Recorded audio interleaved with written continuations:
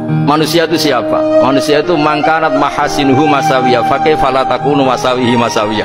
Manusia itu orang ketika baik saja salah, apalagi pas salah. Coba saya misalnya pidato begini, di atas panggung saya orang alim pidato nasihati orang. Di saat yang sama seperti yang tanya Mas Wildan tadi, ada agak sopannya. Di situ ada mungkin orang yang lebih sepuh timbang saya. Masa lebih muda kok di atas? Yang di bawah lebih tua, ada agak sopannya. Mau nggak pidato disuruh, mau di atas disuruh, nggak sopan sama yang. Tapi misalnya yang paling sepuh pidato nggak pernah ngaji kok pidato, terus gimana? Artinya ketika kita baik saja ada salahnya, apalagi pas salah. Sebab itu ajaran Rasulullah itu suruh berdoa Rabbana dzolamna anfusana. Sebelum minta itu merasa ya Allah kita ini mendolimi diri kita sendiri, karena dalam pilihan-pilihan itu pasti ada salahnya.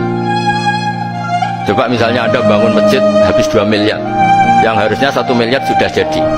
Terus nanti suatu saat ketemu Allah ditanya, itu ada orang miskin, fakir miskin, yatim. Andai kan kamu sumbang 1 miliar itu sejahtera semua, gara-gara kamu bangun masjid terlalu mewah.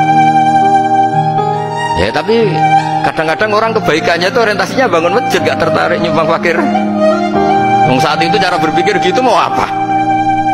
Tapi kalau dia kumuluhur manusia terbaik karena bangun masjid 2 miliar, coba diaudit secara kepentingan syar'i. Penting mana dengan ngasih makan fakir miskin? Penting mana dengan menikahkan janda misalnya? Penting mana dengan pendidikan? Apa artinya masjid mewah orang nggak tahu halal haram, nggak tahu najis, nggak tahu cara sesuci, nggak tahu cara adzan yang benar? Terus penting mana untuk beli kitab sama dipakai masjid? Apa artinya beli kitab apa tapi nggak makan? Penting mana makan sama beli kitab? Ada auditnya. Makanya manusia itu ketika baik pun disuruh istighfar, apalagi ketika salah. Nah dengan perasaan seperti itu kebencian pada orang lain luluh, karena potensi baik pada orang lain ternyata tinggi, dan potensi salah ke kita juga tinggi. Nah dilatih gitu. Jadi di Ihya itu ada kitab tawadhu. Kitab tawadhu itu dilatih ketemu orang tua. Gua aksaru ibadatan, dia mesti ibadahnya lebih banyak karena lebih tua dibanding saya, mesti sholatnya lebih lama dibanding saya.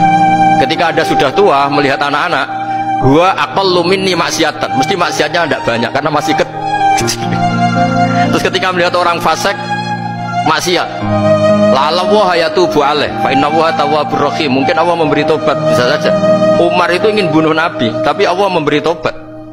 Yang sowan kiai saja tidak mesti dapat tobat. Umar ingin bunuh Nabi, tapi Allah memberi tobat. Akhirnya ya tobat jadi Islam yang baik. Dalam sejarah Wali Songo, Kalijogo sowan Sunan Bonang itu ingin garong, tapi malah jadi muridnya jadi wali. Kalau Allah sudah menghendaki tidak ada ya.